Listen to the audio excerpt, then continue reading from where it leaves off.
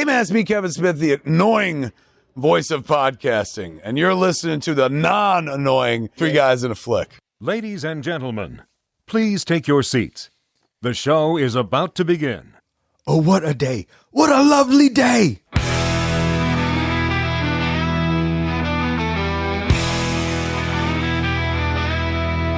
Three guys and a flick with Don, Ken, and John. Dive into the movies well after the dawn. From the good to the bad to the wildly absurd. They give a fuck about films. Their voices are heard. Welcome back. You are listening to Three Guys in a Flick. This is where we review the good, the bad, and the absurd. Tonight's episode, Mad Max Fury Road. Beware spoilers. Coming to you from somewhere in the wasteland, my name is Don. Hey, Ken, go ask that pale kid for directions, please and thank you. Yeah, I'm on it. Stop! Oh my God, he's spraying shit in my face and he's trying to stab me. What the hell? He seems to want to witness you. And to my right, we have the comic book guy. This is John. Heidi-ho. And to my left, we have the professor, Ken. Hello, everybody. How you guys doing tonight? Hanging in there. Yeah, what about you there, guy? I feel like we need some like Road Warrior and Mad Max names for this show. Like you could be, I don't know, Don the Talker. Don the Talker? How about Don the Erectus? Erectus Maximus? Maximus Erectus? Wait, is this Gladiator or is this Mad Max? I'm confused. I don't know. Tonight we are talking about Mad Max Fury Road. Mad Max comes to us from the Bronco helmet and was submitted by Ben O. So thanks, Ben, for throwing that into the Bronco helmet. We hope you enjoy the review. Released on May 15th, 2015, Mad Max Fury Road was directed by George Miller, written by George Miller, Brendan McCarthy, and Nico Lothras. Based on the characters by George Miller and Byron Kennedy. And it stars Tom Hardy, Charlize Theron, Nicholas Hoult, Hughes Keys Byrne, Rose Huntington Wheatley, Riley Coe, Zoe Kravitz, Abby Lee, Courtney Eaton, and a bunch of other road warriors. How'd this flick do, Don? This movie was made for $185 million and brought in $381 million. It only brought in, that year in the box office, it only brought in 153. It only brought in $153 million in the box office that year. Yeah, and so I guess they were looking at this movie and we're looking at the Furiosa movie to decide whether or not another Mad Max movie is coming out. And right now, it's not looking so good. Yeah, well, I mean, he kind of fucked up, right? We didn't need Furiosa. I'm sorry, guys. We just didn't. Yeah, but I thought Tom Hardy signed on for... He signed a 3-picture deal. He did, but they can't come up with anything. So, well, the next one, if they ever make it, is supposed to be called Mad Max Wasteland. And it's supposed to be a prequel that shows what happened to Mad Max, or happened to Max, before he got what happened in the beginning of this movie. See, that's why I love the internet, because I heard Mad Max Wasteland is a direct sequel to Fury Road. Okay. So listeners, go out there and do your research. Yeah, verify it for us. Witness it. There you go. It is firmly in the hands of George Miller because he's down for writing, directing, and producing it. Yeah, I hope he does. I was asking comic book guy this earlier, Professor. Did the three of us see this together? It's 10 years ago. I know. I feel like we saw it. I know I saw it in the theater several times. Oh, I know I did too. Did you see it in the theater, of course? I must have. Yeah. So weird. It's possible. Yeah. I could see you dragging me to it. Yeah. Absolutely. What'd you guys think of it when you first saw it? Loved it. Yeah. Yeah. It's such a beautiful, cinematically speaking picture. Oh, I agree. I know I liked it. It wasn't my favorite of all the Mad Max movies. No, that wasn't my question. My question was, did you like it? I liked it. I didn't love it. Yeah, well, that's okay. I wanted to love it because the Mad Max franchise is one of my favorite franchises. So I wanted to love it. And like 95% of me did love it. I mean, it was just astonishing to watch. It was beautiful, like you said, practicals, all of it. But at the end of the day, for me, I think they mishandled the character of Max in this. I was going to ask you, with Tom Hardy stepping into the shoes or the boots of Max, what did you think of the casting? I thought he was miscast. Oh yeah. Yeah. He physically fit the portrait of Mad Max in my mind, but just the way he played it, he didn't sell me. Tom Hardy, I think, is a fantastic actor. I love him in almost everything else in this. I loved him as Bane. I was about to say, didn't Bane help him get this role? Probably. So I was a little disheartened at the end of it, but the more you watch it, the more you appreciate it, because just the physicality of this film is mind-blowing. Same question to you, Professor. What did you think of Tom Hardy? I thought he did fine in this. Yeah, in general, I think that he pulls it off. A long time ago, A galaxy far, far away? yeah, there was talk that he was going to be the wolf boy grown up and kind of taking on the road warrior idea, but that was nixed by the director way early. I'm glad. I kind of thought that might have been an interesting storyline to kind of pass, the torch down. What did you think of Tom Hardy? I thought he was okay. I didn't love him in this movie. Now back to your question. I'm glad they didn't do it. They didn't need to. I think of Mad Max kind of like at this point in the lore, can be kind of like a James Bond. Yeah. Right. Just different adventures, different movies, and possibly different actors to play them. But I'm glad that they didn't tie that thread. There is really the timeline doesn't make sense if you try to force it. So I kind of look at Fury Road as a soft reboot because it didn't follow the formula as other reboots, right? Force Awakens, New Hope, you know what I'm saying? Fury Road didn't follow that. Sure, it was action-packed and was labeled a Mad Max film, but it gave us an introduction to a new Mad Max universe. Unfortunately, I just don't think it's Max. I read that this was not labeled a reboot. It was labeled a relaunch. Yeah, I mean, pick whatever word you want to say. It's kind of the same thing, right? And they were relaunching it. I'm just glad they didn't relaunch it like other franchises relaunch their product, if that makes sense. So, yeah. What'd you think of Charlize Theron? I thought she did a fantastic job. Oh, I loved her in this movie. She practically stole the fucking show. Yeah, she's my favorite character in the movie. Yeah. I go between her and Nicholas Hoult as my favorite actors. I thought they both did amazing in this movie. Oh, I think Nicholas Hoult is a great actor, and he was well cast in this. Outside of Max, in my own stupid opinion, the movie was very well cast. The wives, the bad guys, but Nicholas Hoult was a standout, and he carried a lot of the film emotionally. And I agree with the Professor. I think Charlize is top billed, top number one character in this film. Do you have a favorite movie for Charlize Theron? Oh, that's a really good question. It might be this. Monster is really good though. Yeah, I mean, I really love her in this. She was a lot of fun in the what is that? The Italian Job? Yeah, with Wahlberg. Yeah, Yeah. She's fun in that. I actually liked her a little bit in Hancock as well. Oh yeah, Of course he did. It's a superhero flick. Dude, Hancock was terrible. it was not good.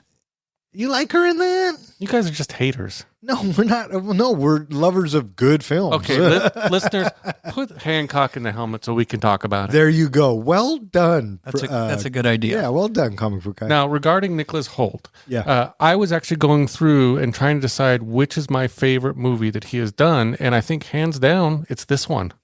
Oh, interesting. Not even just, he did great with X-Men playing the Beast, but this one I think he really got to shine. Oh, yeah. Very cool. Shiny and chrome. Mm-hmm. Yeah.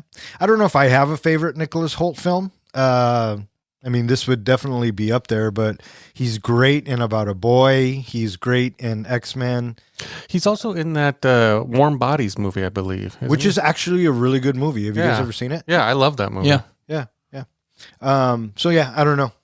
What about you? I don't know him for too many things. The only other place that I really know him for is Superman and About a Boy. Yeah. Hughes Key Byrne, the guy who plays Immortan Joe. Yeah, do you know who that is? Yeah, that's the toe cutter. The toe cutter from the very original Mad Max. I did Pretty not cool. know that until I was, doing my research. That's, that's really cool that they brought him back. I fucking love that. When this movie was announced, again, I'm a big Mad Max guy. When this movie was announced and I read that he was coming back, I didn't care in what capacity he was coming back, but he was coming back and he was the villain. Fuck yeah. And obviously he wasn't the toe cutter because the toe cutter gets flattened. So yeah. Yeah, I fucking loved him. I thought he was great, menacing. I liked his masks and how they changed. And yeah, I thought he was great. What'd you guys think of Immortan Joe? He is a wonderful antagonist in this movie. There you go. Any of the wives stand out to you? I noticed this is an early role for Zoe Kravitz. Yep. Who goes on to become Catwoman. Yep. And I like me some Zoe Kravitz. I thought she was great in this. Yep. Her little spunkiness. She was fun. That Rosie Huntington Whiteley, where's she from? Where do you know her from? Splendid, the blonde. The pregnant one. The pregnant one. She was nice to look at. You don't recognize her? No. What about you? Did she looks a little like Elle McPherson. A little bit. No, I don't. She is in the third Michael Bay Transformers with Shia LaBeouf. She is she the the love one with interest. the tongue? No. Yes. No. Not the robot lady? No, that's. Oh my God! I can't believe I'm gonna say this. That's number 2. But anyways. I never saw the third one. Oh, not okay. Decent. I'll just say that. Decent. So this isn't the first George Miller movie we've reviewed here at the Three Guys. We did The Road Warrior. Yeah, that was a long time ago. Long time ago. George Miller does obviously the Mad Max movies, but he also does Happy Feet. He did Babe. Happy Feet 2, and then the second Babe movie. Yeah, I was just saying in general movies he has done. I didn't necessarily mean them in order. Yeah. Then did you guys? Witches of Eastwick? Yes, I was just going to say that. The Twilight Zone, the movie? Yep, it's one of his. Yeah. One of the segments. Which one? Do you remember? I want to say it's the Funhouse, but I could be wrong. All right, just out of curiosity, I would like you to put from number 1 to number 5, the 5 Road Warrior movies. Which one is your favorite? Which one is your least favorite? Okay, you go first. Thunderdome. Number one. Okay. Followed by Road Warrior. Okay. Followed by Mad Max, Furiosa, and then this one. I'd put this one at the bottom. Oh, really? Yeah. I go back and forth between Furiosa and Fury Road. Fascinating. Absolutely fascinating. If I was in a special mood. Yeah, see, there it is. For me, my number 5 is Furiosa. My number 4 is probably the original Mad Max. Yeah. Number 3 is probably Fury Road. Number 2 is Thunderdome. Number 1 is Road Warrior. Man, we are all over the place. I love it. How about you, Professor? Fucking hit us, Professor. Number 5 is Thunderdome. Ooh. Number 4 is Furiosa. No, Mad Max. And then very close, right next to it, is Furiosa. And then number 2 is Fury Road, and number 1 is Road Warrior. All right. Well, at least we agree on what the number 1 is. And number 4. Yeah. Where did you put Thunderdome? Third. Third. Okay. No, second. So I'm sorry, second. And Professor put it last. That's interesting. Mm-hmm. Not everybody liked it, man. If you don't like the Lord of the Flies bit or when he meets the kids, it's gonna lose you. No matter how fun that end chase is, if you don't buy the kids, you're gonna fucking lose it. And he risked something. He did it, but you know what? We'll talk about it when we get to Thunder. I just love some Tina Turner. Oh, how could you not? How could you not? But he's just a raggedy man. Yeah. And some saxophone. Wasn't it me? Don't you think I know the law? That's good shit. Good shit. So surprisingly, and actually quite, I was very happy to see this movie gets nominated for 10 Academy Awards and fucking hits 6 of them. Yeah, pretty wild. That is fucking awesome. It was the most it was the most wins for that year.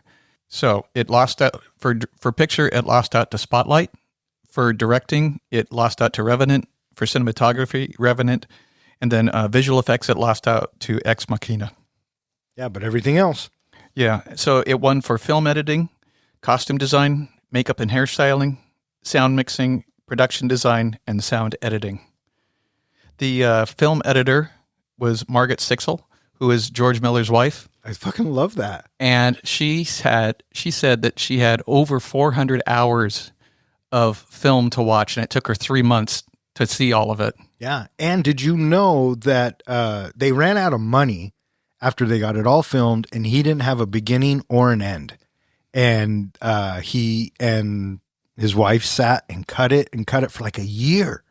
And then finally, the heads at Warner Brothers, someone switched. Someone got fired and another guy came in. And he said, okay, I'm going to give you 3 weeks and this amount of money. Go get your beginning and ending. And fuck, that's what we got. Holy shit. Yeah. Fucking awesome. So after a year hiatus, he pulls people together? Yeah. This thing was, they wrapped in 2012. It doesn't come out until 2015. Man. Yeah. Which is funny because the original idea comes from George Miller in 1987. As he's crossing the street, Thunderdome had already been released, and he thought, I wonder what a movie would be like just as a chase from beginning to end, right? And it stayed with him all this time. Well, I was going to say, it seems like the movie is half a chase movie, and then the second half is a race back to the original location. So it's chase and race. Yeah, and essentially you could call a race a chase as well, but I heard it described that way. I think it was Guy Norris who I heard it from, who was the stunt coordinator, the lead stunt guy. That's how he described it. And fucking A, it is. It's a chase and then a race. It's good shit. Yeah. And Don, you and I, we've said numerous times that it's so simple in its premise because you're just going out there and you come back. Yeah. Yeah. And the action. I mean, easily one of the best action movies in the last 20 years. It is so magnificently done. I mean, I would easily, if you had to ask me right now, what is the best action movie? I would probably say one of the John Wicks and this without really thinking about it. Cause you go back and you think of your love for action movies, right? Mm-hmm. Yeah. I read somewhere that out of 150 cars they had for this movie, only 5 of them survived. That doesn't surprise me. Yeah, it was some pitifully small number, but yeah, a ton of vehicles. I'm sorry, 15 survived. Yeah. Besides all the delays and the money and everything, the other issue I heard that they had with this movie is that Tom Hardy was hard to work with on set. He didn't get along supposedly with the director, and Charlize he had a lot of issues with. They made their peace later, but he's apologized. But I guess a lot of his dialogue had to be dubbed because he was just so difficult. Yeah, and I think the performance comes across on screen. And he's just kind of blah to me. But that's just my own hang up, and when we get into the film, I'll explain it. Tom Hardy said that he was very resistant all the way through the filming because he says, I just don't get this, and I just don't see where this is going, and how does this connect to anything else that we've been doing? And he was so pissed off at George Miller. And then when he is at the screening, it's after the screening, he publicly apologizes to George Miller. He says, okay, I apologize. I get it. He's got to eat some motherfucking crow. Yeah. I'm sorry that I was so hard to work with. Yeah. I was wondering if it had anything to do with, for me at least, this movie didn't feel like it was a story about Max. It was more of he's there, but it's really a focus on Furiosa and Nux and their whole, basically transitions, from, she's on a redemption arc and he's on a transformation arc, kind of a resurrection arc. And, here's Max, who's just the blood bag. He's the sidekick who kind of is along for the story. Did you guys get that feeling at all? Oh, absolutely. I mean, you watched the same movie we did, right? Mm-hmm. Okay. Just making sure. I remember walking out of it going, God, that was fucking awesome. Charlize was fucking brilliant. It was so fucking good. Oh, wait, it was a Mad Max movie. You know what I mean? So, they didn't need to make a Furiosa movie because this was a Furiosa movie. Yeah, yeah. And if we ever get to talk about Furiosa, which, I mean... Listeners, put it in the helmet. Oh, you motherfucker. But yeah, no, I got that right away. Did you? I suppose I did at the time. That sounds very, very similar. I think walking out of the theater thinking... Oh, wait, that was a Mad Max movie. But everybody's just raving about Furiosa. Yeah. What'd you guys think of the fucking soundtrack in this? Awesome. Incredible. Yes. Oh my God, just keeps fucking moving. What about you? I think for me, it was that guy playing the guitar. He's actually a real guitarist. I can't remember his name, but I thought he was jamming on that thing. Yeah, that was really fucking good. And just the beats and the fact that they worked that into the movie. And the musical timing, right? Yeah, Max will deliver a line and then you'll get that wah, wah, you know what I mean? It's so good and it moves the story along really well. I'm ready to witness me some trivia. All right. Here we go. Question number 1. How many escort vehicles accompany the war rig when it leaves the Citadel? John. I'm going to say 5. Dawn. Oh, wait, was 5 right? Because I'm not going to guess if he was right. All right, total guess. It's wrong. Okay. I should. Who's closer? I should Without going over. Fuck off. I couldn't fucking nail it. It's fucking 4. 4 is correct. Is it like 2 bikes and 2 pursuit vehicles? Yep. Yeah. Okay. Question number 2. When do we first hear the phrase, so shiny, so chrome? Dawn. When Nux and Slit are talking? Not quite. I would say when they go into the storm, but I'm sure that's wrong. No, it is when Nux is cutting Max's chain off, and he's super excited because they're going to be rewarded by... Yes. Yes. Question number 3. Where is Max when he cuts his muzzle off? Dawn. John? It was on top of the truck, and he was doing that little slide or file thing on the back of his head. Point to John. Question number 4. When they encounter the woman pleading for help from the tower, what does Max say about the situation? John! That's a tie. I got the last tie, so he can have it this time. That's bait. Point to Don. That is correct. Thanks, buddy. I'm so glad you're here to tell us these things. Joey, take the professor in the back and plug him into the hyperdrive. Question number 5. When the war rig is returning, how many flares do we see exploding in the sky, alerting everyone? John. 4? 4 is the correct answer. We have a tie. 2 for Don, 2 for John. We have been tying a lot lately. I know. I don't fucking like it. Do we have a bonus here? Tiebreaker? How many of the many mothers survive? John. 4. That is not correct. I know what the answer is. It's 5, isn't it? No, it is not. Well, We end in a tie. Well, the mothers, there were 5 wives to start with. Capable, Oh, many Cheeto. mothers. I was thinking of the goddamn brides. There's 2. There's 2 of the many mothers that fucking... Oh, correct. you're right. That's yes, correct. Yes, yes, And it's yes, even yes. here in the notes. God You're right. damn yeah. it. It's even here. Oh, hey, that's one of my questions. I was thinking brides, So was I. I was thinking brides. And Splendid's the only one died. So I was like... which basically Max killed her. Well, I mean... no. she Yes. didn't... She Immort- didn't have to try to get back into the cab. Yeah. She could have stayed hidden or safe where she was. She was perfectly fine back behind the thing. Why do you bring that up now? Fucking killing me. Because I just wanted to get you worked up a little. Oh, it's fucking work. We fucking tied again, dude. I'm pretty fucking worked up.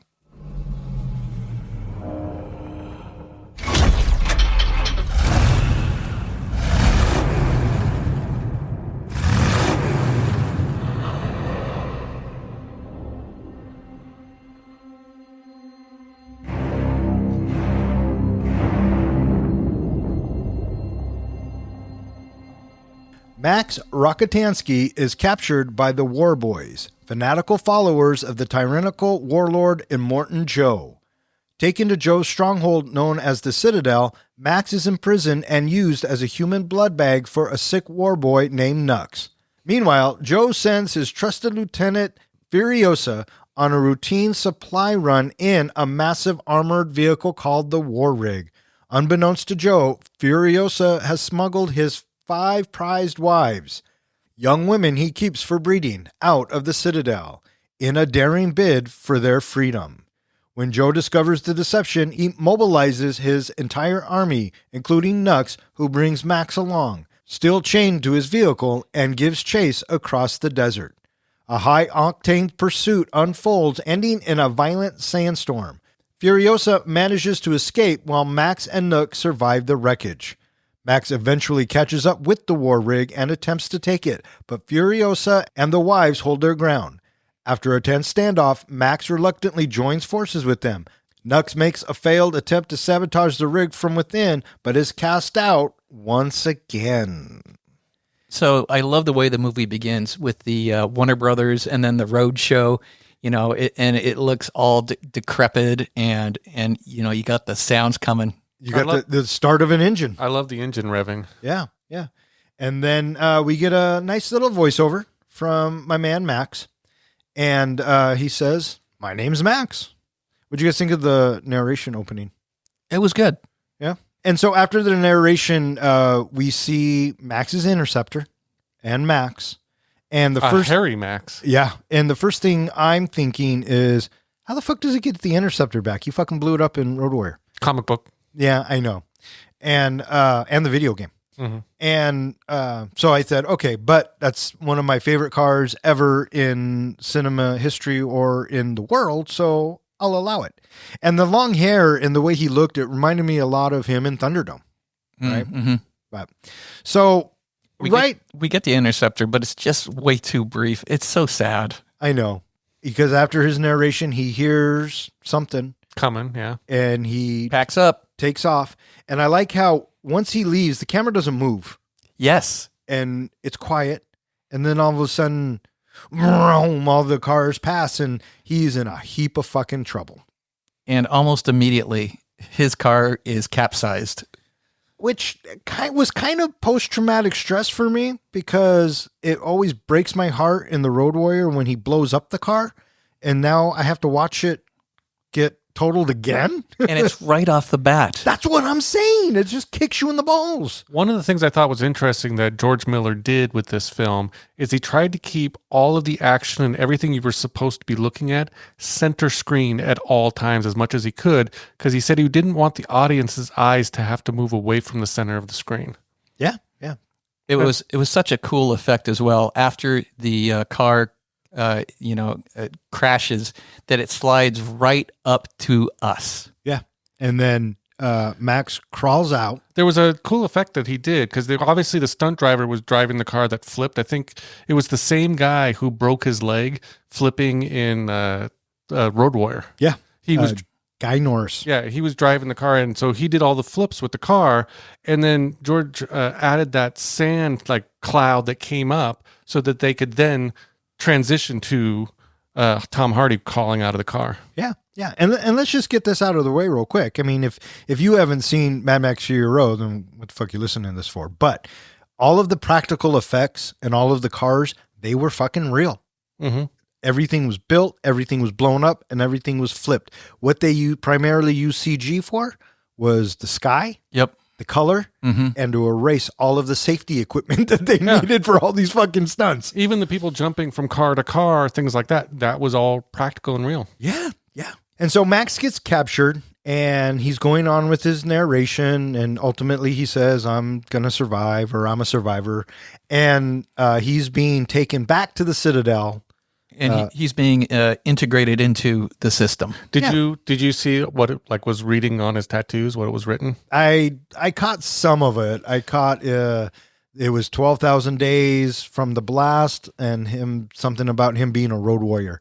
And that really stood out to me because, well, they're going to pay homage to the Road Warrior more than once in this movie. Yeah. It said that he was 10 hands high. His piss was okay. His genitals were intact. He's O+ blood, which is high octane. He heals fast. Universal donor.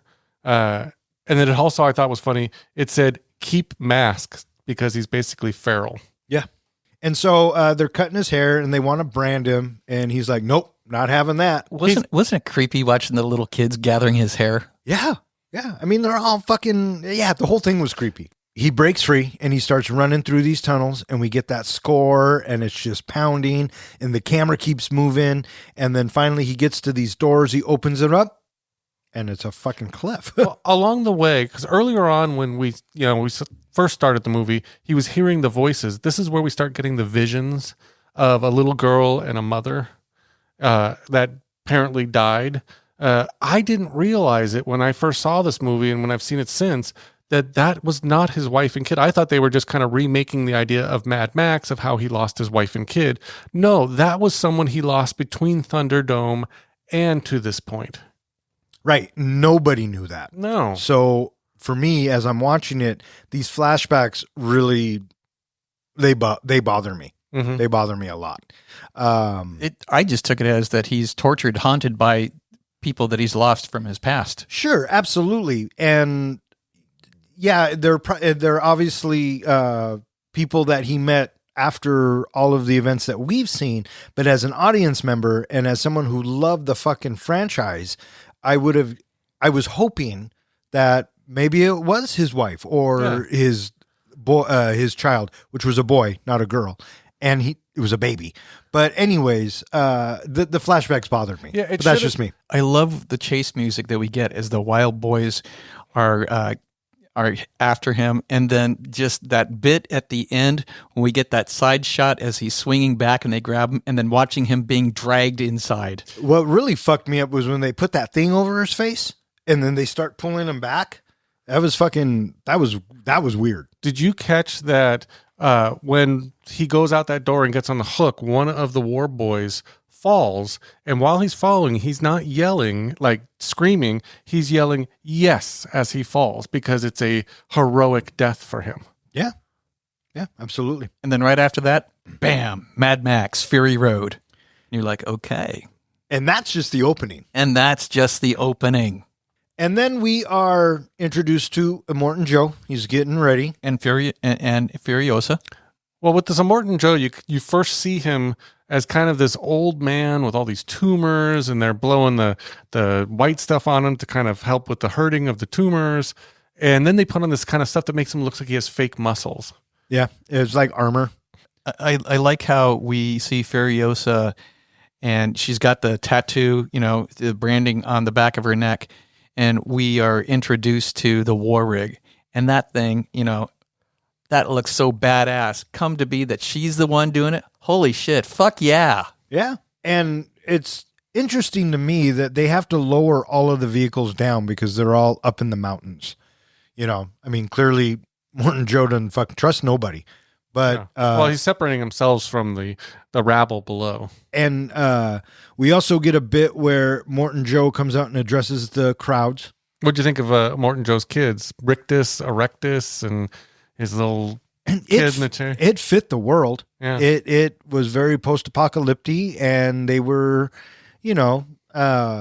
special, if you will. But he comes out, he addresses the crowd, and he fucking hits the levers, and out comes the water. For 30 seconds, and then turns it right off? Yeah. And we, the audience, now see that Immortan Joe has this iron grip on power, and he is clearly, in complete control over everybody here. Oh, yeah. This is his world. Well, he's also put himself as like a godlike status. The people think he's immortal, and the war boys alone worship him. Oh, yeah. It's a classic cult situation, And so Furiosa takes off, and we get to see the war rig and the pursuit vehicles that follow her, and they were on a run to Gastown. To go get some gasoline, and then they were supposed to also go to Bullet Town. To the bullet farm. Yep. Well, that was my confusion is farm. If they were heading to Gastown before she turns off, why did she already have gas in the truck? She said she had 3,000 gallons of gasoline. Right, but she didn't tell Immortan Joe that. She was taking that because that was part of the deal with Excite Bike people. I think they call them buzzards. Or no, those were the rock riders. The buzzards are the one that they saw along the way. Oh, that's right. After they leave the Citadel, that is some very pretty shots that we get as they head towards the gas town. Yeah. Yeah, so now we are introduced to Max's new life. He's a blood bag. And we meet the organic, who is supposed to be the doctor, if you will. He's a mechanic who's also a doctor. Yeah. And we kind of see how it is down there. And All of the war boys are basically dying. They all have half-lives because they have tumors and everything else. So their only hope is to die in some amazing way, kind of like Norse mythology, die in some epic way that they'll get to go to Valhalla. yes. And be led by Immortan Joe. Now, the key, or the thing I thought was interesting about Max being the blood bag was, and I didn't realize this first, but when, I don't know if Max gets punched or hit or something, and you see like a flash of light, that was supposed to show that Max's blood was special in some way and that his adrenaline was really working on Nux. And I guess that's one of the reasons why Nux put Max in the front of the vehicle, was to keep his adrenaline up, because it was really pumping the energy into Nux. Huh. Okay. There you go. I thought that was interesting. Yeah. So we're back to Furiosa, and as you said, she hangs a left. And I like how the dude comes up and he's like, boss, what the fuck we doing? Did you catch why she hung a left when she hung the left? Because, no. She was waiting until Morton Joe's people sent a signal to the gasoline town. And as soon as that signal was sent, she knew, okay, now they're not going to communicate anymore. I can turn. That's exact the moment. She was waiting for that exact moment. Yeah, well, it didn't really work for her. Yeah. Because they fucking figured it out. Yeah, because Right. the one guy was watching it the whole time. It is seen by the Citadel that they're changing course. And so Morton Joe, he's like, what the fuck is going on? And he heads down to check on his brides. Right. His possessions that he's put in a vault in a safe. And he figures out that Furiosa took him. And he walks in there into a bank vault in the side of a mountain. But Yeah. whatever. It's fine. It's weird. It's fine. It's fine. And I guess the nanny or the den mother is She's like there. I think she's like referred to something as like a wordsmith or something. She's a teacher. She's a historian who has all of like the history tattooed on her body. Yeah. And she's got a shotgun. I don't know why she just doesn't fucking shoot No him. kidding. What are you doing? Just blabbering on like that as he's walking toward you. Shoot the fucker. Yeah, well, I guess that's the kind of fear he has put into people, I suppose. And he says, where's she taking him? And she's like, far away from you. They begged her to go. They fucking are out of here. And we as the audience are like, who? Right? And now we meet Nux, and everybody's all pumped up because the word has gotten around that Morton Joe's prize breeders have been taken by Furiosa. And the war boys getting ready. I like how they go to that mound of steering wheels.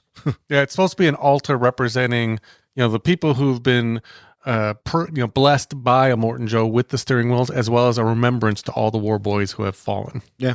We get to see some of these cars for the first time. Just so cool to see these wildly outrageous contraptions. Yeah, absolutely. And this one war boy takes Nux's steering wheel. I think his name was Slit. Yep. And Nux is like, no, dude, that's my steering wheel. And the other dude's like, no, dude, you can't go. You're too sick. And he goes, fuck, I'll take my blood bag. String him up. And you're just like, what? And so they put Max on the front of Nux's car, like you were saying, which also was in The Road Warrior. Yeah, it's a callback to that. Yep, absolutely. And now we see everybody taken off, and then we're introduced to that crazy guitarist. The Doof Warrior. It was actually a working guitar flamethrower. Yeah, the flamethrower, as soon as you hit the whammy bar, the flames came out. Well, you got to have your tunes when you go on the road. Oh, right? I mean, how could you not? And what was so cool about it is that they incorporated it in. We hear the music playing and we come up on the rig and, the drummers. Oh, these are the drummers that we're listening to with our music that we've been for the last 30 seconds. We swing around and we see that outrageous guitarist going on. And now the fucking chase is on, right? Nux, he pulls up beside a Morton Joe, and Joe, he looks over. He looked at me. And so it's like, no, dude, he was looking at your blood bag. And I'm awaited in Valhalla. I love that. And how excited he is. And I love how Nux is wearing Max's jacket, right? And so he takes off, and they are trying to bring down the war rig. They're trying to stop Furiosa. And this whole sequence from the time they meet up with the buzzards to the fucking sandstorm. What a fucking ride. What a Nonstop. roller coaster ride. Holy crap. Did you have a favorite car crash during this bit? I don't know. There was a couple, that they just plowed through the front of them, and you see the car completely obliterated. Yeah. I can't think of just one. Yeah, they're so good. And it It's was just boom, boom, boom. yeah, they're so entertaining, right? So Furiosa thinks they're on to me. I got to lose them. I'm going to go into the sandstorm. And at the same time, Nux is like, I'm going to fucking catch her, right? And at the same time, you have Max who's strapped to the front of the fucking car. And there was a great shot in there as we see the Citadel coming in behind, and we have the war rig off in the distance. It's a long distance, high shot, and it's just like, oh man, look at all those guys coming for him. So when those badass baddies, they're engaging, such an epic side shot where you have one of the war boys. He's leaping off of the very back of the semi truck, and he's got two poles in his arms, and you see him slow motion leaping down onto the Badlands car. Such an impressive, beautiful shot. That's where he was yelling, "Witness me!" And then right after this, we get a reveal of the camera pans forward to the front of the war rig, and holy shit, who is that girl in white crawling up into the cab? What the hell is that about? And now we're introduced to the wives, or at least Splendid. And what's her name? Furiosa's like, you can't be seen. Get right? the fuck back down there. That's right. And she's like, we can't breathe down there, blah, blah, blah. And so the dispatch of the last vehicle, and holy shit, that is one big fucking sandstorm ahead of us. But so impressive. Especially the side shot that you get when you see just how massive the storm is compared to the itty bitty little cars coming up to it. And Max is kind of fucked, right? Because he's out in it, and he's now in the back of the car on the outside. Yeah, he's able to break free. And he notices Nux is going to blow himself up. I think Nux's plan was to fill his car full of gas, pull up in front of the war rig, and blow him up. This is where he wants to be witnessed. This is going to be his epic death. It's, he makes the comment of, I live, I die, I live again, which he's planning on dying. But really what happens is this is the start of his resurrection, of his story, where now he's going to go from dying as a war boy to starting his process of becoming human again. Almost. Yeah. And so we have Max. He's forced to. He's linked to Nux, but he's going to ride out the storm in the back of the car. And so Nux is getting ready to blow himself up, starts the, what do you call it? Flare. The flare. And Max is able to break the back window with the chain on his fist, stop it, causing Nux to crash, causing him to break free. So there's no way anybody survives this crash. I agree. But hey, it's Max, right? And then we fade to black. And then I love the reveal of Max when we come back. It's after the storm, and we're looking at this little mound of sand. And he gets up, and this is where that sound design again kicks in, because he still has the hook in him for the blood transfer. Right. And so you get a pulse, and that's what Max is hearing. Yeah, everything is muffled in just that pulse. And then as soon as he takes it out, we're snapped right back in, and now we got hearing. Yeah. Again, this is Max going from just being a blood bag to now being Mad Max again. Yeah, sure. And he's trying, but unsuccessfully, to get himself separated from Nux. And I love the bit where he picks up the gun. He's going to blow his hands off. Like at the wrist, I think, is where he's putting it. And he presses the trigger. And I remember thinking this in the theater, just as he pulls the trigger, I said, watch, it's not going to work. A la Road Warrior, right? I say callback. Yeah, and sure as shit. I'm like, oh, easy peasy. And then he hears something off in the distance. What is that up there? And so, all right, he takes Nux with him because he can't separate himself. I like he almost wants to bite his hands off or his fingers off. He tries to slip it out. because of that mask wouldn't let him. He probably would have. Oh, I'm sure he would have. He's feral, remember? And so, yeah, he's got to pick up Nux. He's got to carry Nux and the door. But he was smart. He took the fucking gun with him. And now, why did he take the door? because Nux was chained to it? I couldn't figure it out because I thought him and Nux are chained together, but he's not chained to the door unless he's just planning on using it as a shield. I don't know. It just seemed weird why he was carrying the door. I was curious about that as well. Oh, you know what? I didn't even notice. There you go. And so Max stumbles upon.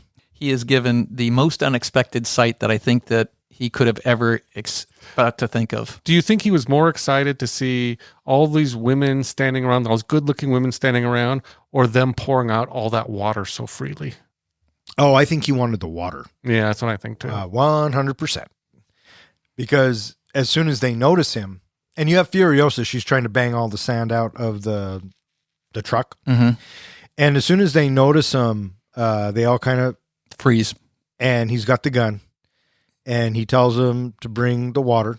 And he motions for someone to come over and cut it. And Furiosa starts to go, but he doesn't want her. Do you know why he doesn't pick her? Because he only has one hand. She can't use both for the cutter. Yeah, he's not stupid.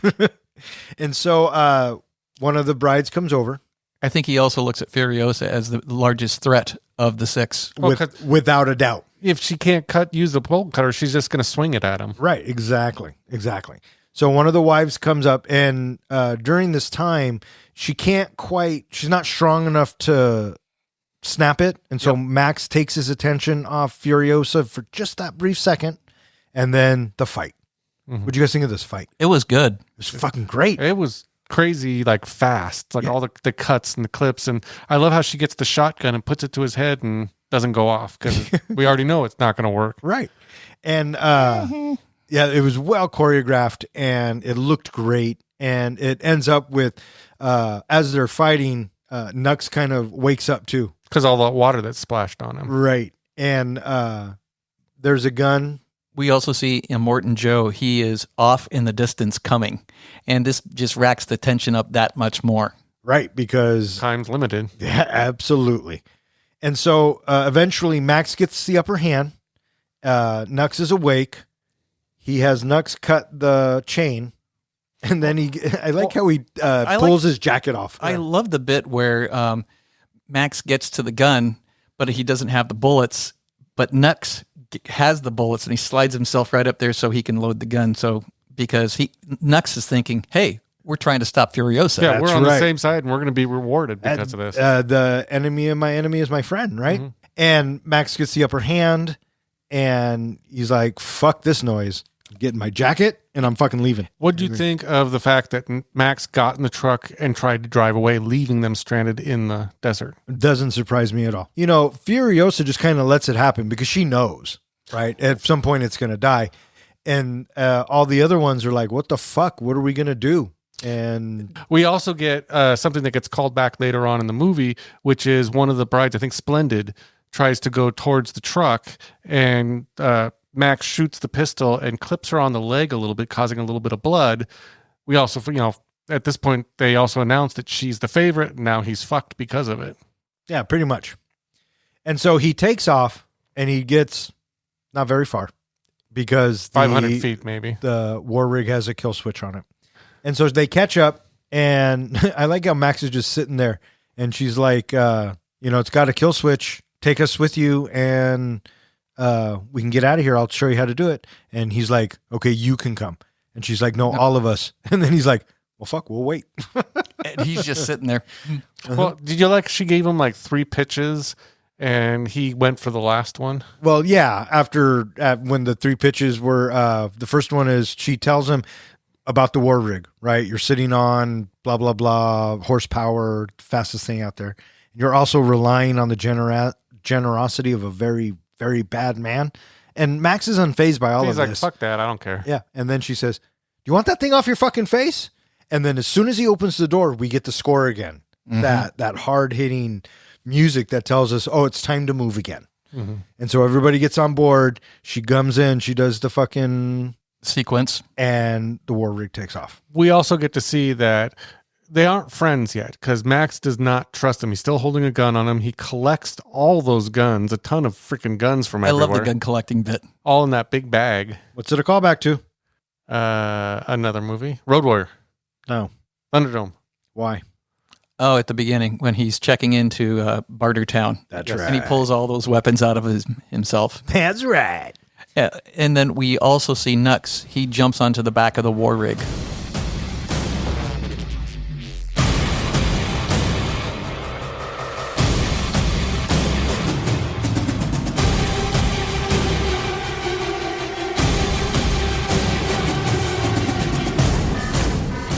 As the war rig barrels through dangerous territory, Furiosa seeks safe passage through a canyon controlled by a biker gang with whom she's made a deal. But the bikers betray her upon spotting Joe's approaching army. An explosive battle ensues, during which Splendid, one of his wives who is pregnant with Joe's child, falls from the rig and is killed. Joe presses on. The bullet farmer and people eater join the pursuit with Furiosa and Max using mines and muddy terrain to slow them down. In a night battle, they disable the bullet farmer's vehicle, and Nux, inspired by the compassion of Capable, another of the wives, switches sides and commits to their cause. Come morning, Furiosa leads the group to what she believed is her childhood home, the fabled Green Place. But when they arrive, she learns that the land has become a barren swamp. The few remaining members of her old matriarchal clan, the Volvolini, confirms her worst fears. The Green Place is no more. With only 7 Volvolini left, the group decides to press on across an endless salt flat in hopes of finding a new refuge. Max initially parts ways with them, but after a haunting vision of a child he failed to save, he returns with a new plan. Go back. Instead of fleeing into the unknown, Max convinces the group to retake the Citadel, which is now largely undefended and rich with water and food. So they're driving along, right? Max still got the stupid thing on his fucking face. He's collected all the guns, and all of a sudden, something starts dragging in the back because Nux got on, and he disconnected the hose for the pod that they're pulling. In the meantime, we also have Toast. She spots something. Oh, boy. They get their binoculars out, and they take a look. All right, tell me, what do you see? Big rigs, polecats, flamers, the people eater. Oh boy. So as Max investigates the trailer pod where the wheels are locked, Nux breaks in and attacks Furiosa. Did you get why she didn't see him coming?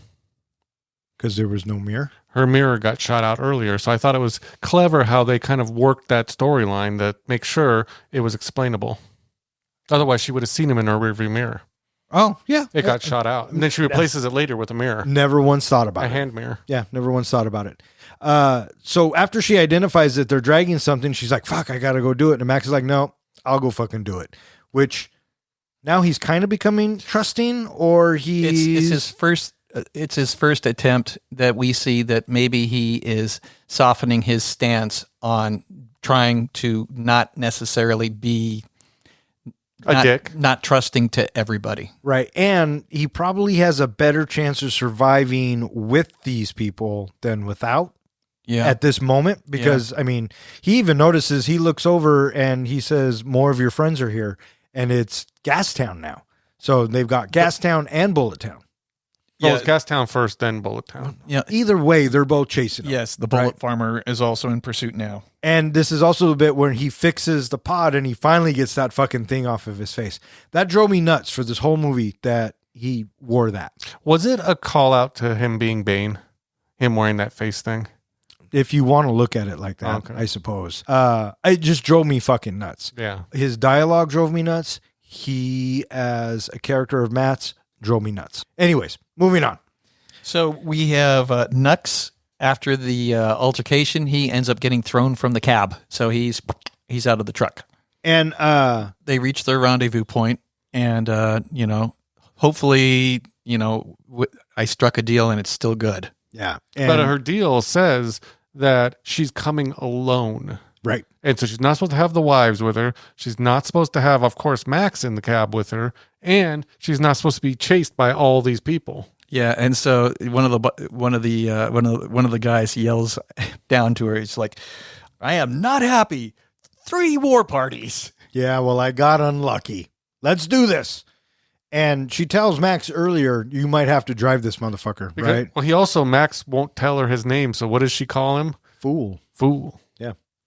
And so as it is going down, Gunshots start, and she yells fool, and the fucking tanker takes off. And now the second half of the chase starts. the bikers are going for the war rig. And I like this bit because now we see Max and Furiosa working together. Yep. And there's some pretty good shots, and the stunts were absolutely fucking amazing. The jumping of the bikes. Right. Holy shit, man. And the fact that, while they're jumping, they're able to, to launch the attack from up in the air like that. Man, that's incredible. And what they're trying to do is they are trying to blow the passage up so the other vehicles can't get through. And at some point, after the deal is all fucked up, the biker gangs, they blow the bridge anyway, or they blow the canyon up anyway. Yep. And so the Citadel, the Bullet Farm, and Gastown are all kind of at a halt at this moment. So that gives Furiosa and these biker dudes kind of a head start. But in the meantime, the biker dudes are attacking Furiosa and the gang. And, when the hood is engulfed in flames, I thought it was so cool the way Furiosa lowers down the cow catcher to drag up, the sand to wash over the hood to extinguish the fire. Fully functional. Great. Fucking Great. It existed. And then, so they get away. And we see Immortan Joe. He has broken through on that crazy big, big wheeled car. So when Immortan Joe catches up to them and he's ready to start firing, this is where we get Splendid. She whips the door open. She steps out. Are you going to shoot me? You going to shoot my baby? Yeah. And before he goes through the fucking rocks and stuff, they find Nux. And Nux says, I was with them, right? He shows them a piece of their cloth.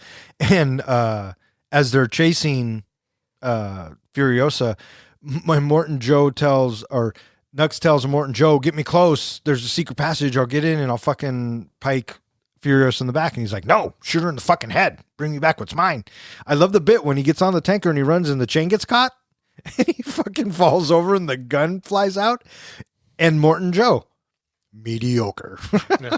Which, you think about it, that chain, which was once connected to Max, really kind of saved Nux, because then that restarted his redemption arc. Sure. His rebirth. Yeah, good for the chain. I love it. And after Splendid opens the door and Joe won't shoot her, Furiosa goes to shoot Joe, and one of the war boys jumps in front of it and takes the bullet for him. Yep.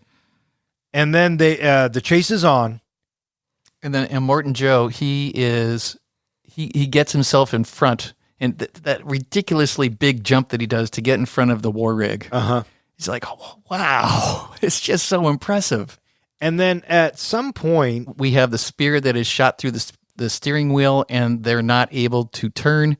And so then the steering wheel flies off, and Max's hand is stuck.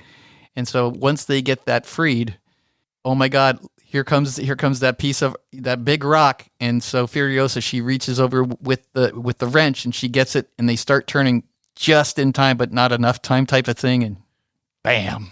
And then Splendid goes in the back. Yep. Yeah. And you think, oh God, when she pops her head back out, you think, okay, well, at least she's safe. Yeah, for the next 30 seconds. She takes a step, and that blood from that shot earlier is all over her leg, causing her foot to slip. Yep. And then she has to grab onto the door, and the door is not very sturdy.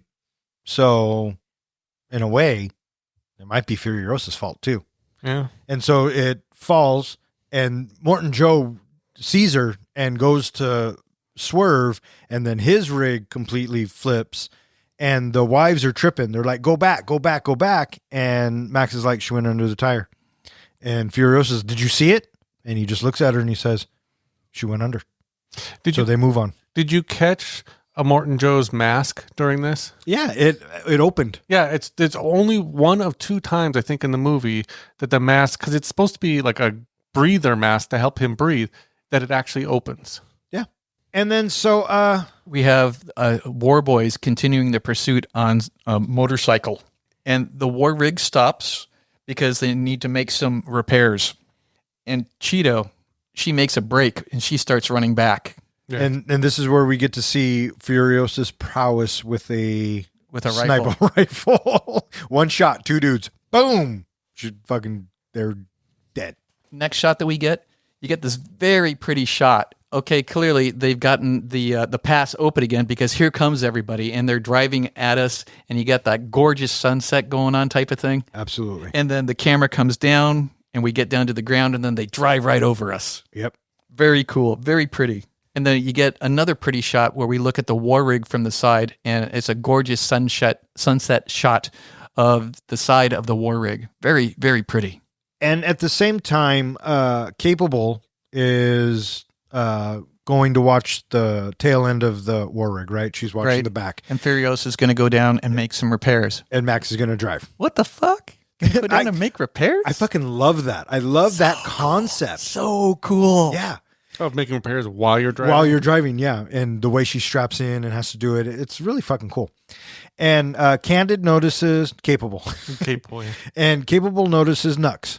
And they start to have a dialogue. And she lays down next to him and they just start having a little intimate conversation. Well, as human beings. yeah, because Nux is at his lowest point. He has just failed in front of a Morton Joe. So it's pretty much over for him. Yeah. Now we're into the night and it's nighttime and we can see that the ground is starting to get a little wet maybe or not quite swampy, but it's okay. But we can, in the distance, we can see our pursuers' headlights behind us. And we find out that the earth is really soft and the rig keeps sinking. They're kind of in a swamp. And so they have to put like one foot in front of the other, if you will, and they have to try and dig the war rig out. One thing I noticed that they were doing is they were taking the hood of a vehicle And putting driving it under over the it. tire. Yeah. Yeah.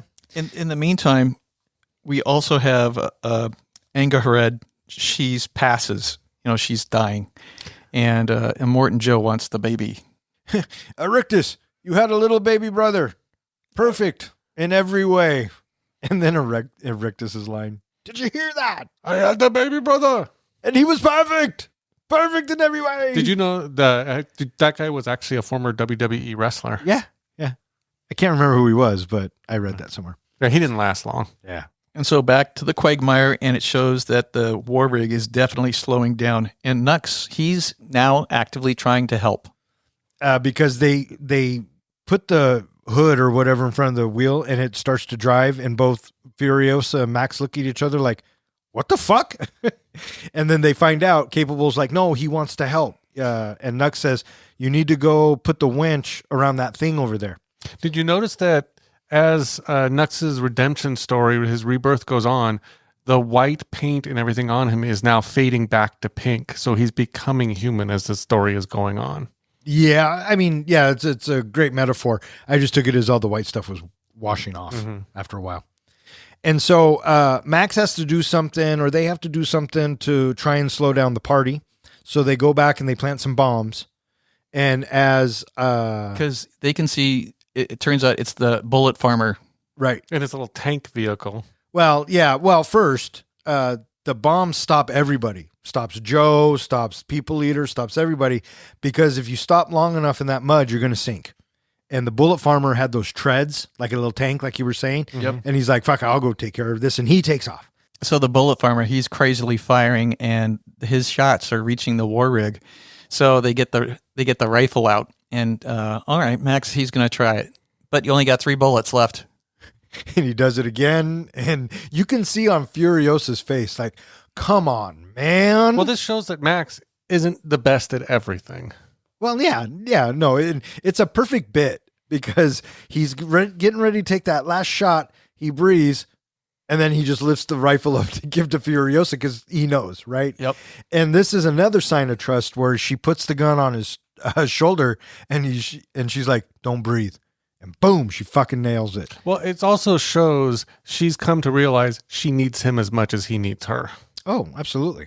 I think she knew that after the after the canyon bit, after he took the rig like she wanted him to. So, But I like how she shoots the light and it blinds the bullet farmer. yeah. Hold the lamp up. Hold the torch up. It is in front of my eyes or your eyes. And so they're still on their way. Well, but they haven't broken free yet. So they get the winch out, but the winch isn't making, it needs just a little bit more. It's not quite enough to get it all the way around the tree. They get the war rig out, and Max tells Furiosa, take the war rig, couple clicks down the thing, and if I'm not back by the time the engine's cool, leave, right? And so he goes.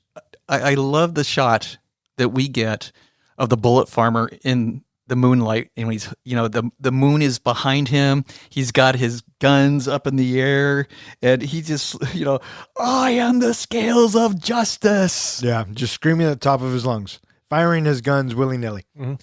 And so we see Max go back. He walks into the fog. Mm-hmm. Which this is supposed to represent. This is not Max's story, because we don't see what happens when Max leaves. We still remain on Furiosa and Nux on their story. So because we don't see what he does, it represents he's not the main focus. So they're resting, and they hear that explosion off in the distance, and you see it off in the distance. It's like, okay. And what I love about this bit is less is more. You don't need to see what just happened. Mm-hmm. And I love how not only did Max bring back all of the weapons, but he brought back a steering wheel, which they needed, and he gave Nux a boot, which he needed. Yep. And the line I like is when I think it's Toast says, "Are you hurt? Whose blood is that?" But he's bleeding. Oh, he's bleeding, right. She says, yeah. She says, "Are you hurt? You're bleeding." And then that's when you get Furiosa. That's not his blood. And you're like, oh, shit. And then we get our first exposure of the crows cawing in the darkness. We see a couple of them flying around. And, I just love that really cool shot of the war rig as it's driving past the dead tree, and it's filled with all these crows, and you have those people on stilts.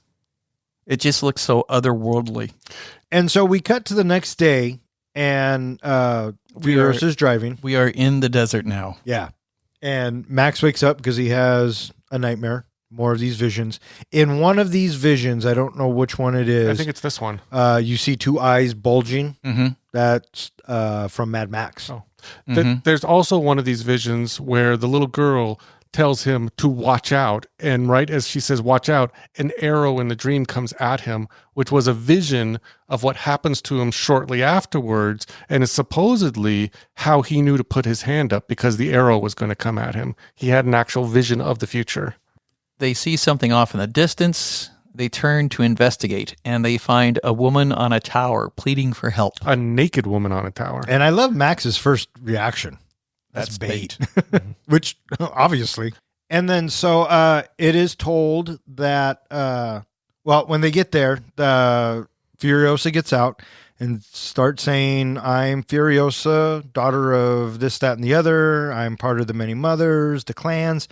And the gal who comes down puts on her clothes, obviously. And then we hear her give a war cry. Mm-hmm. And then we see some motorcycles. And now this is the many mothers. And it's a bittersweet reunion. Because there's only 7 of them left. Yep. And Furiosa had been gone for 7,000 days or whatever it was. Plus the one she didn't remember. And she's like, I can't wait for the brides and the 2 reliable men to see the green place. And they're like, well, which way did you come from? From the west. Well, if you came from the west, you fucking passed it. Yeah, it was that blue swamp. And then it's like a big kick to the balls to Furiosa. It's so heartbreaking. This is a great scene because it's a one shot of her hearing the news, turning around and walking to that desert and just dropping her arm and dropping everything and falling down to her knees. And then that scream. Yeah. Yeah. So heartbreaking. Mm-hmm. And, now what the fuck you gonna do? Yeah, because you got to imagine that was the only thing probably keeping her going all those years. Yeah. Is getting back to the green. It was. Now it's nighttime, and there's some conversations that start taking place with some of our characters. We, the seed keeper, she's talking to the gal about all of the different seeds that she has. Which I thought was a nice little touch. Kind of humanizes everybody. Yeah, because those seeds represent growth and hope. Yeah. And green. Absolutely. So we have Max and Furiosa, and they are talking. And Furiosa, she's thinking, I think that we should head out across the salt flats. Yeah, take the motorcycles and go. Yeah. And she says, one of them's yours, fully loaded, and you're welcome to come with us. And Max is like, no, I'll make my own way. Yeah, he's a lone road warrior. And then he tries to tell her, hope is a mistake. Because if you can't fix what's broken, you'll go insane. Next shot we see, it's daytime, and Max is sitting there watching them head off into the desert. Which is very reminiscent to the opening shot, where he's just standing there watching. Mm-hmm. So, and then he has a vision. And this is the bit where something fires at his head because he holds up his hand and he's like, oh, I have force powers. And he has a plan. He changes his mind. Yeah, he realizes that they're just going off to their death. And so he gets on the bike and he catches him.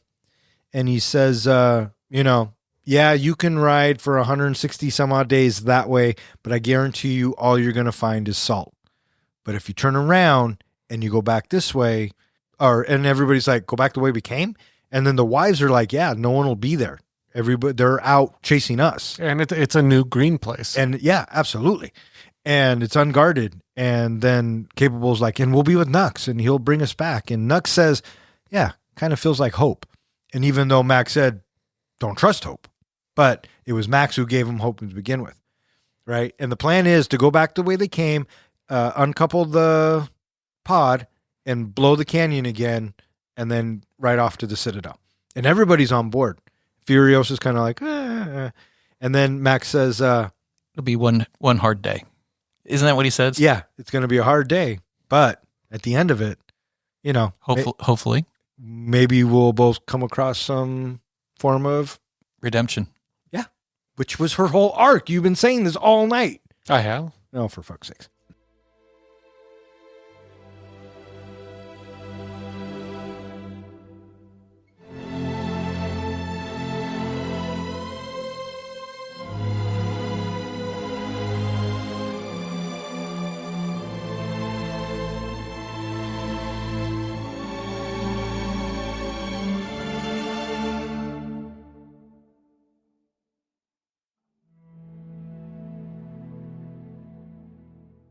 With Furiosa, Max, the wives, and the Volvolini united, they launch a daring reverse assault, racing back through hostile territory with Immortan Joe in pursuit.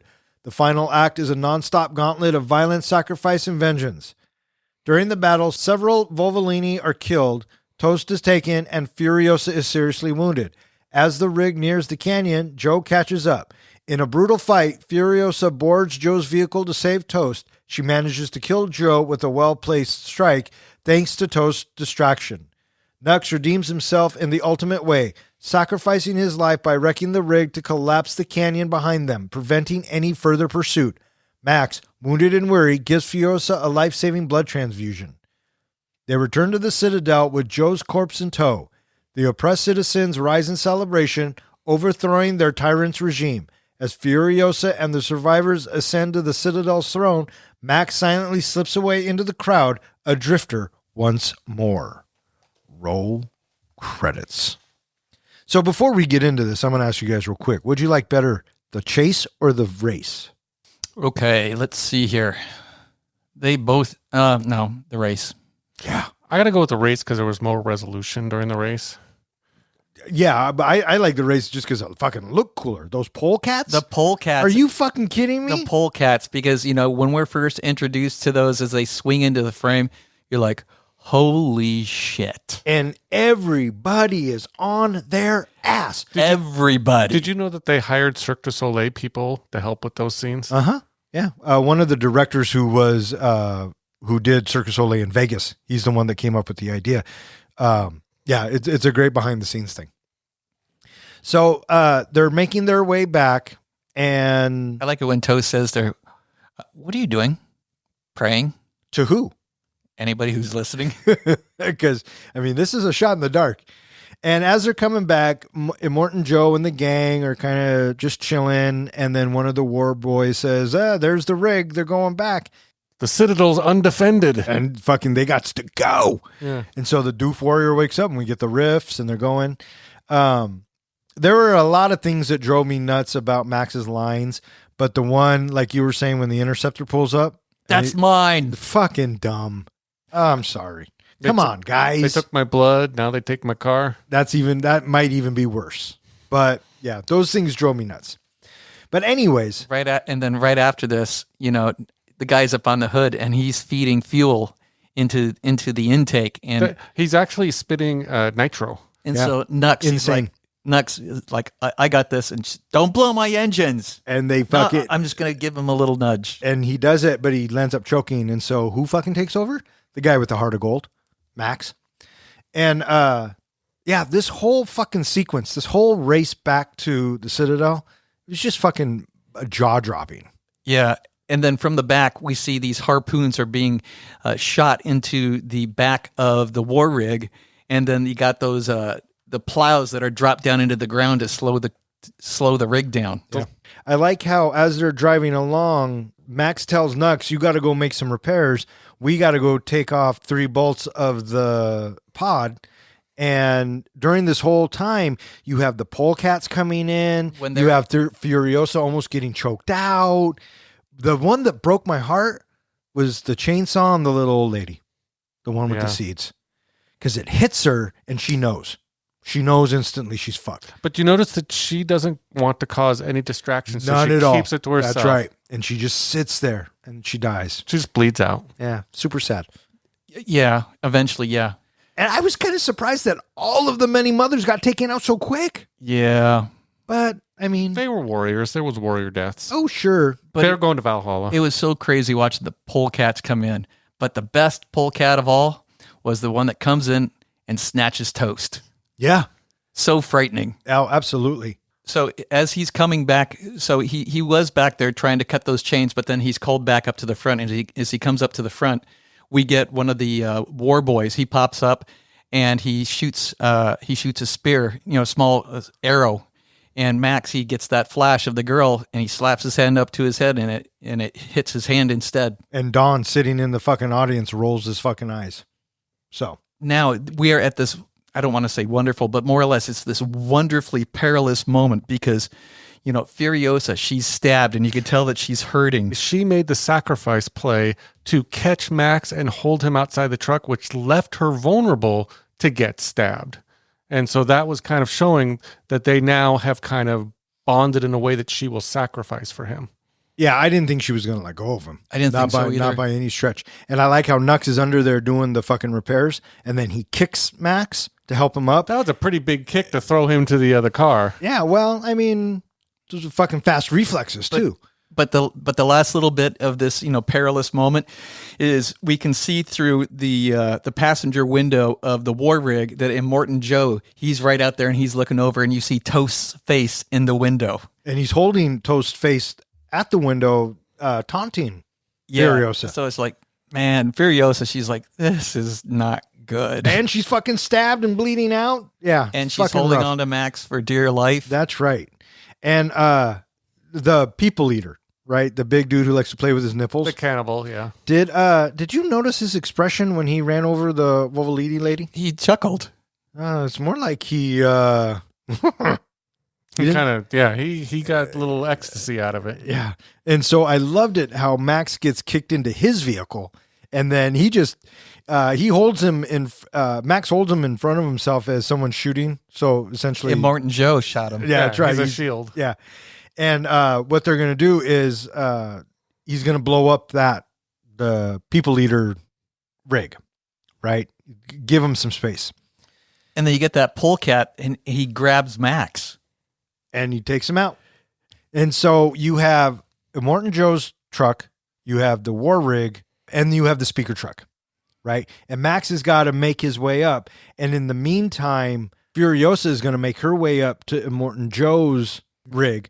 And one of the wives, Cheeto, she goes back to Immortan Joe. she's like, Maximus, Rictus, take yeah, me, take me. take me, take me, which is a ploy Because you think she tried to run away earlier, too. Right, but she's not doing it this time. It's a distraction. So Furiosa can make her way onto Joe's rig. Right. And then when Furiosa gets onto the rig, Erectus is like, what the fuck? And so, what's his name? Nux hits the brakes and puts a little bit of distance. And so now we have Immortan Joe's car with Toad, Immortan Joe, one of his henchmen, and Furiosa. And, got to have a little bit of a fight. But this is where Immortan Joe gets it. Did you notice this? Like I said earlier, when his mouth was open, the mask mouth was open. It's open here when he bites it as well, because that allows Furiosa to hook the harpoon into his mouth. Oh, I thought it was to the side, but it all happens so quick. Yep. Right. And it's Remember me? and boom, opens the door, and which I think is kind of a dumb line. It was. What do you mean? You just announced that I was taking the war rig. How do you not remember me? It was supposed to be a callback that is explained in the Furiosa movie. Doesn't make any sense. It doesn't make any sense in this movie because it's not explained until Furiosa. No, just the whole. That's like me asking you if you remember me.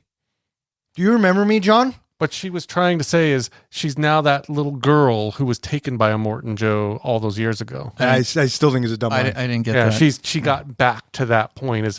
That's what I read. That was supposed to be the explanation. But you're right. It's the same as all the other things in the movie that they don't explain, so we don't understand. Right. So, That wasn't needed.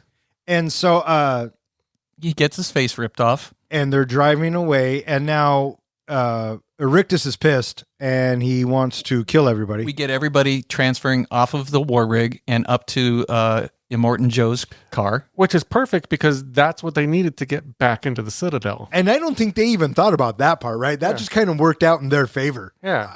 I was thinking the same thing when I saw it. But I saw this coming a mile away. I don't know if you guys saw this coming a mile away, but Nux is going to sacrifice himself Totally. because I was rooting for Nux and Cupid to capable. I was rooting for Nux and Capable to have a fucking life. Well, right? you obviously, he's got a half-life. He's Well, not going to live very long. I was hoping that he had more days in him to be with Capable. You were hoping he'd get a little something before he goes. He might have on the top of that night. You never know. Yeah. You never know. You weren't there. But I appreciated his final words, Witness me? where he said it very peacefully as, witness me. Yeah. Well, I mean, she couldn't hear Like her. to her, I know. But But yeah. someone was he was happy someone was seeing him and would be able to tell stories. and someone witnessed him. Yes. And it was Capable. And he manages to flip the rig, blocks the passage. They get away. Kill Rictus or Erectus or whatever his name is. You get the electric guitar being thrown at us and then the steering wheel. I think I saw this in 3D, and that was one of the bits. Yes. Yeah. Yes. For sure. And so we're on our way back to the Citadel. We have 2 Volvolini survivors, 5 of the wives, Max and Furiosa. And Furiosa, why is she making that sound? She's in a bad way. Her lungs are Collapsing. He punctures a hole in her side. I am so sorry. I love that line because he's, right? Oh, so there was one line you did like from him. Maybe that one. Just that one. And he starts the blood transfusion to save Furiosa. And this is where he tells Furiosa, Max. My name is Max. Yeah. that's my name. That was his final line. Which was fucking, ugh. And it was the way he delivered it, right? I don't know. Tom Hardy wasn't a very good Mad Max to me. They arrive back at the Citadel, and everybody's like, ah, but the platform doesn't come all the way down. Explain who you are. And so Max comes out and uncloaks the dead Immortan Joe. Proving he's not immortal. I love what the crowd does to him. Just tears him They to rip pieces. him apart like they're going to eat him. And everybody's so happy. And at the same time, the many mothers or the milking mothers, They open the sluice gates. and they get some water. Do you know what I heard when Immortan Joe was getting ripped to pieces? What? Meat's back on the table, boys. Oh, yeah, that's a good callback. Good callback. The kids lower the platform. And they start to go up. And in one shot, we get Max. He's on the platform while it's rising. I know, but I knew as soon as they cut away and they cut back, he wasn't going to be there. And because Max a loner, right? There's no way he was going to stay. That's the way he needed to go. That's the way it had to end. Absolutely. And it's such a good end because she finds him in the crowd. They share a moment of respect and like a thank you, and they go their separate ways. I love how Max disappears into the crowd. Yeah, he's gone. And that was Mad Max Fury Road. All right, what do you guys think? You guys ready to rate this flick? I'm ready to rate this flick. How about you, Johnny? Are you ready to rate this flick? If I were any more ready, I'd be driving to Valhalla screaming, I live, I die, I review again. What a day! What a lovely day to review this movie. I love how it's high and then low. Hey, Professor, how do we do our ratings? We do our ratings on a scale of 1 to 5 fucks. 5 fucks is a movie that we think is cinematic gold. A 1 fuck movie is where you get done watching it and you're thinking, I'm never watching that again. And what's a 0? A 0 fuck is you get done watching it, you turn to your buddy and you're like, oh, for shit's sake, what the hell? Why would you make me? I want 2 hours of my life back. Or in other words, we just don't give a fuck. Professor, you picked it. You're up. Mad Max Fury Road is a satisfying watch. It's probably been a year, maybe more. No, it's probably been more since I've watched the movie. The Furiosa character is fantastic. She's heads and shoulders above everybody else. The character of Nux, he is a great character as well. Max, on the other hand, I thought he did fine. And I thought that it was kind of curious that it's not as much of a Mad Max movie as it is a Furiosa movie. The music, the cinematography, the action, the relentless driving, force of this movie, from start to finish is so damn good. I love this movie. It is such a great watch. And there's no way I can think of this movie as anything less than 5 fucks. It is so good. 5 fucks from the Professor. Would you like to go next or would you like me to go next? Go ahead, buddy. But before I do, Don. Yes, sir. Want to witness my review? Well, considering Thunderdome is your number 1 favorite, which I respect, I'm going to say you're going to give Fury Road 3.75 fucks. Final answer? Final answer. Mad Max Fury Road delivers high-octane post-apocalyptic thrills with stunning world-building and standout performances, especially from Charlize Theron and Nicholas Hoult. While it's not my favorite in the series, it's still wildly rewatchable. And overall, it's a good flick, but not a great flick. And so it's for those reasons, I'm giving Fury Road 3.75 fucks out of 5. Damn, fucking nailed it. Nice. Mad Max Fury Road. This is a perfectly put together film. It is perfectly paced. It is, the soundtrack keeps you moving. The story is so simple. Point A, point B, and back. My problem is I think Tom Hardy was miscast. I think that their hearts were in the right places.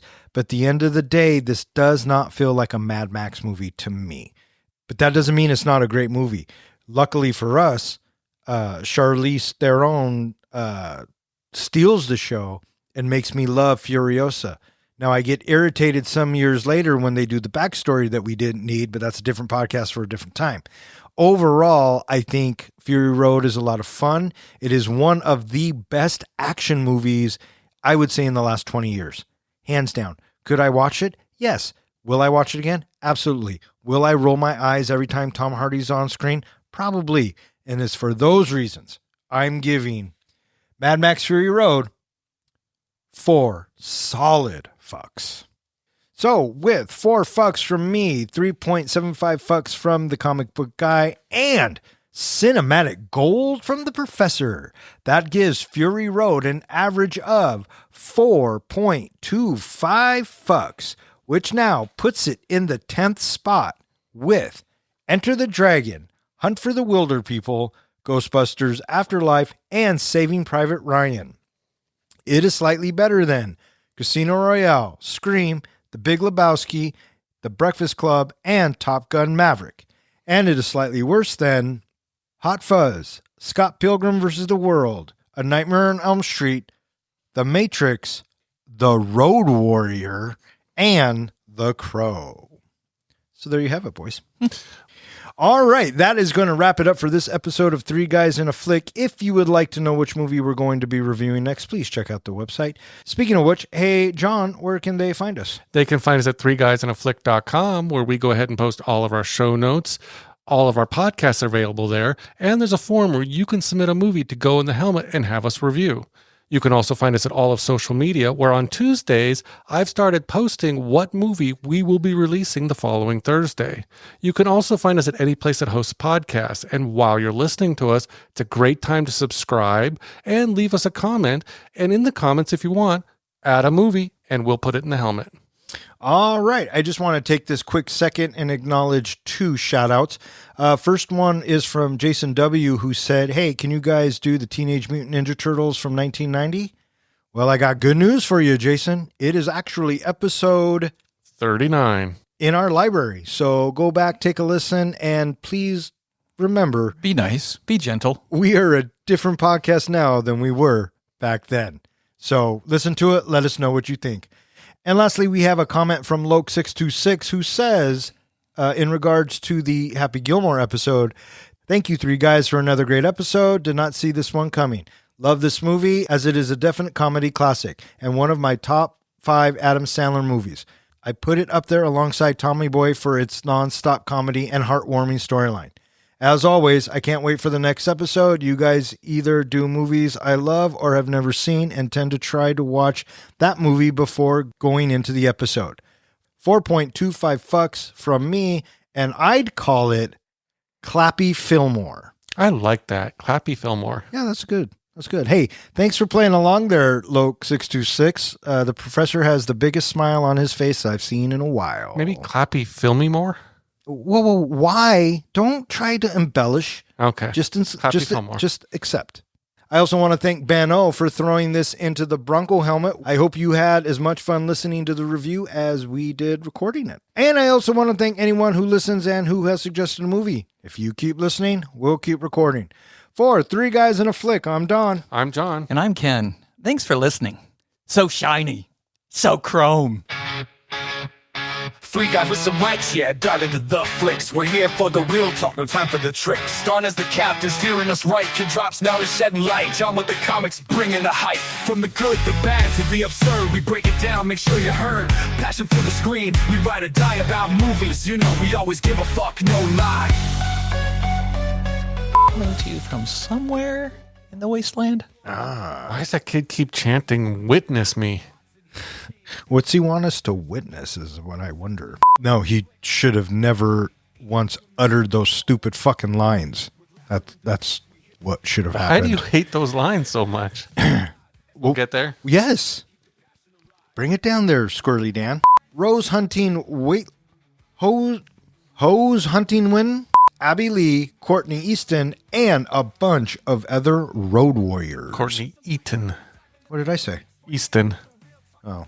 Did he do Witches of Eastwick? I thought Donner did Witches of Eastwick. Well, it shows up for him having directing credits for Yeah, it. it shows up in his Wikipedia. Then I fucking love it. I love the Witches of Eastwick. When was the last time you seen it? And VHS. Yeah, probably. Been a long time. Yeah, Jack Nicholson is the devil. Come on. And Cher. Hey, listeners, Witches of Eastwick, Yeah, please don't. please and thank you. I almost said, and this is Homo erectus. I'm shocked you didn't say, witness me. I'm going to make just clips of how many times you like to point out someone saying, witness me. Witness me. Yeah. Yeah. I think he's going to go home and say, Julie, witness me. And she's going to go, witness what? She's going to pull your pants back up. That's good. I like that. All right. 'Tis the time. What do we got? Professor, I hadn't thought of it. No, I have none. how many do you have? Like 2. Okay, I've got a whole mess of them. Okay. Okay. Okay, so I'm going to start with Mad Rax, Fabulous to Behold. Not bad. I have Mad Mom's Creamy Road. Ooh. Mad Maxed, Filthy Load. Mad Maxine, Fury Hoed. Oh, I had Mad Maxine Creamy Road. Nice. I had Mad Muffs, Filthy hole. I had Mad Maxi Pads.